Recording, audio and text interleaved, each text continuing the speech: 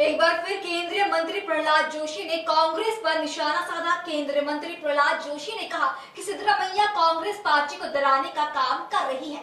आपको सुनवाते हैं कि प्रहलाद जोशी ने कांग्रेस के खिलाफ क्या कहा।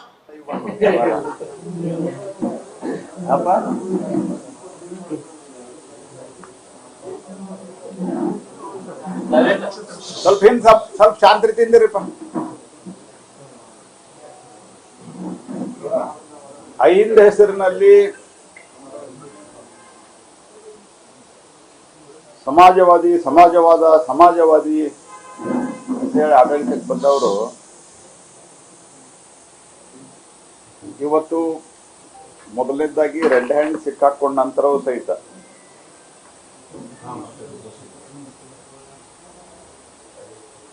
ಅಲ್ಲದ ಸಲ್ಲದ ಆರೋಪಗಳನ್ನ ಗವರ್ನರ್ ಮೇಲೆ ಹೊರಿಸುವ ಪ್ರಯತ್ನವನ್ನ ಮಾಡಿದರು.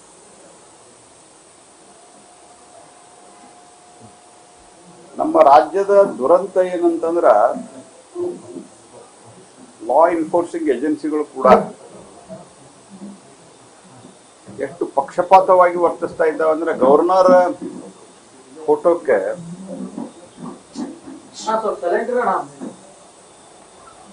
ಚಪ್ಪಲಿ ಹಾರ ಹಾಕಿ ಚಪ್ಪಲಿಲಿ ಹೊಡಿತಾರೆ, ಸರ್ಕಾರ ಏನು ಕ್ರಮ ಕೈಗೊಳ್ಳಲ್ಲ. ನೀನೆ ರಾಹುಲ್ ಗಾಂಧಿ ಪ್ರತಿಕೃತಿ ದಾನ ಮಾಡ್ಲಿಕ್ಕೆ ಹೋಗ್ತಾರಂತ ಅರೆಸ್ಟ್ ಮಾಡ್ತಾರೆ, ಬಂಧಿಸುವ ಪ್ರಯತ್ನ ಮಾಡ್ತಾರೆ.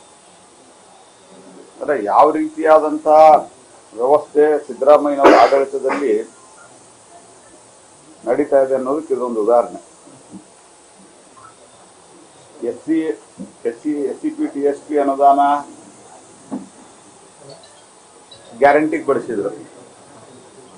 ಮತ್ತು ಸಿದ್ದರಾಮಯ್ಯನವರು ಮತ್ತು ಅವರ ಪಾರ್ಟಿಯವರು ತಮ್ಮ ಕನ್ವೀನಿಯಂಟ್ ಆದಂತಹ ಪ್ರಶ್ನೆಗಳಿಗೆ ಮಾತ್ರ ಉತ್ತರವನ್ನು ಕೊಡ್ತಾರೆ.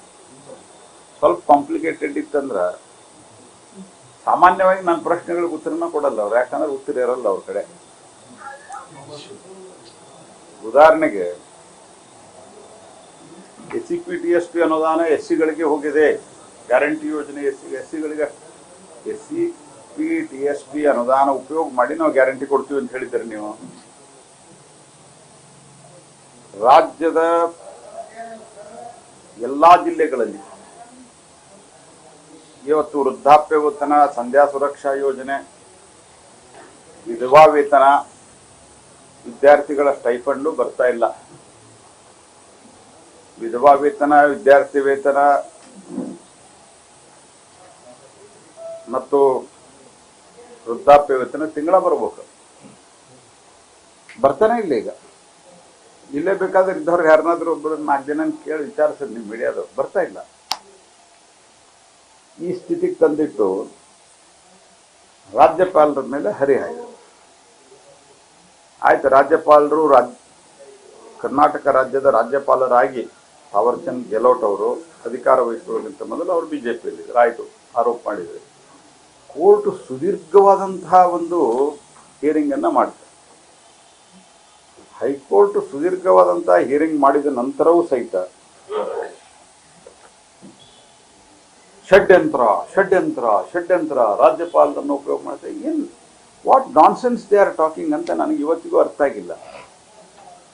ಹೈಕೋರ್ಟ್ ಹೇಳಿದೆ, ಹೈಕೋರ್ಟ್ ಎಷ್ಟು ಸುದೀರ್ಘವಾದಂತಹ ಒಂದು ಅನಾಲಿಸಿಸ್ ಮಾಡಿದೆ ಅಂತಂದ್ರೆ ಅತ್ಯಂತ ಸಮಗ್ರವಾಗಿ ಅನಾಲಿಸಿಸ್ ಮಾಡಿದೆ.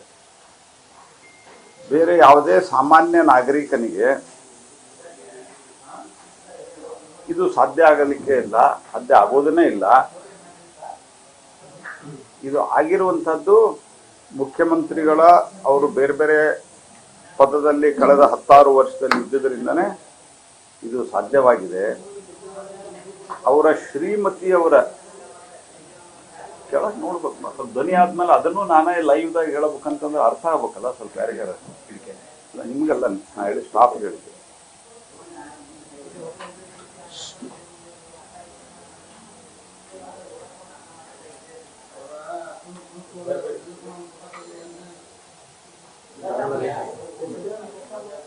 ನೀವು ಬರ್ತೀರಿ, ಅದ್ರೊಳಗೆ ನೀವು ಹಂಗೆ ಬಡ್ಡಿದ್ ಬರ್ತೈತೆ.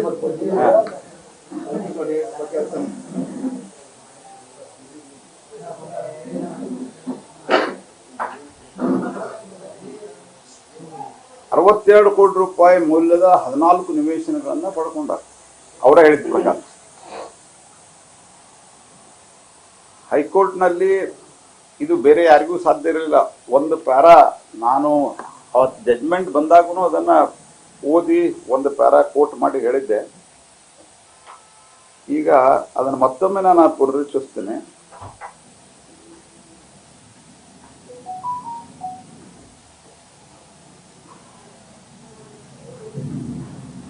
All the aforesaid allegations in the considered view of the court, would require investigation in the least, for the reason for that the petitioner was not in the seat of power, helm of the affairs.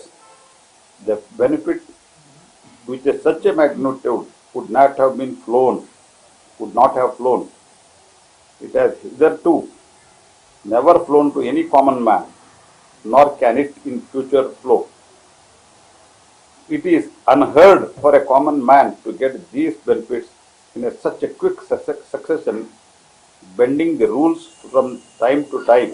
Therefore, the petitioner may not have his signature, made a recommendation, or taken a decision for bringing him to the offence against him under the Act, but the beneficiary is not a stranger. The beneficiary of this Act is the wife of the petitioner. It is the open proclamation which is in the public domain by the petitioner himself that if Muda gives the 62 acres, he would give back the property. Therefore, merely because the wife of the petitioner has indulged in all these acts, legal or illegal, the petitioner cannot be said be completely ignorant of what is happening in the life of his wife.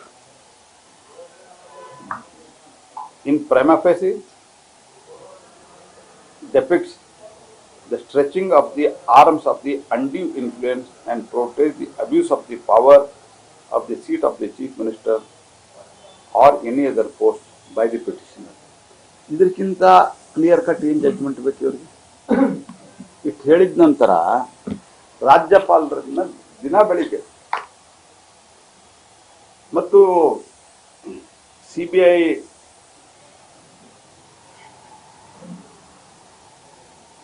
ಅದು ಏನೇ ಕೇಂದ್ರ ಸರ್ಕಾರದ ಇದರಲ್ಲಿ ಕೆಲಸ ಮಾಡ್ತಾ ಇದೆ, ಪಕ್ಷಪಾತವಾಗಿ ಕೈಗೊಂಬೆ. ಅರೆ ಯಾರ್ಯಾರ ಮೇಲೆ ಕೇಸ್ ಹಾಕ್ಲಿಕ್ಕೆ ಪ್ರಯತ್ನ ಮಾಡಿದ್ದೀರಿ ನೀವು?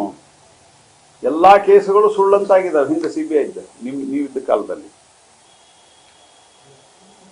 ಈಗ ನಾವು CBIಗೆ ನೀವು ರಾಜೀನಾಮೆ ಕೊಟ್ಟಿಲ್ಲ ಅಂದ್ರೆ ನಾನು ಮುಖ್ಯಮಂತ್ರಿಗೆ ಏನು ಹೇಳೋದು? ಆಯ್ತು, ನೀವೇನು ತಪ್ಪು ಮಾಡಿಲ್ಲ, ನಿಮ್ಮ ಪ್ರಕಾರ ರಾಜ್ಯಪಾಲರು ಷಡ್ಯಂತ್ರ ಮಾಡಿ ಕೊಟ್ಟಿದ್ದಾರೆ, ಕೋರ್ಟ್ ಹೇಳಿದ ನಂತರ ನಿಮ್ಗೆ ಹಂಗೆ ಅನ್ನಿಸ್ತಾ ಇದೆ, ನಿಮ್ಮ ದುರ್ದೈವದ. ನೀವು CBI ಕೊಟ್ಬಿಡ್ರಿ. ಹಂಗಾರ ಯಾಕೆ CBIಗೆ ಇದ್ದ ಅನುಮತಿನೂ CBI ರದ್ದು ಮಾಡಿದ್ರು? ಯಾಕೆ? ಭಯ ಕಾಡ್ತಾ ಇದೆ. ಕಾಂಗ್ರೆಸ್ ಅಂದ್ರೆ ಭ್ರಷ್ಟಾಚಾರ, ಭ್ರಷ್ಟಾಚಾರ ಅಂದ್ರೆ ಕಾಂಗ್ರೆಸ್. ಇದು ಆಗಿದೆ. ಅಬ್ರಾಹಂ ಲಿಂಕನ್ ಹೇಳಿದ್ ನಮಗೆಲ್ಲ ಗೊತ್ತಿರಬೇಕು. ಡೆಮೋಕ್ರಸಿ